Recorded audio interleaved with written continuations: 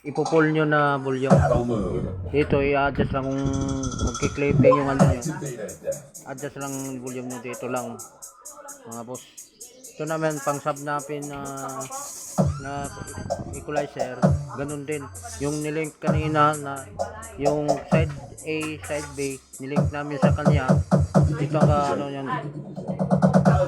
Nakasagad yan, mga technique, mga tip namin sa mga lumalakas lalo. Kasi normal na setup. Yan, kahit pang battle mix, kaya nitong parang nagdodoble siya ng audio mga busing. Ang gusto nyong gayahin ng setup namin sa equalizer sa pagtimpla, ito po naka curve. Ito wala yun kasi pang sub namin na ito na equalizer, patay yung tweeter. Ito naman pang sub namin, may curve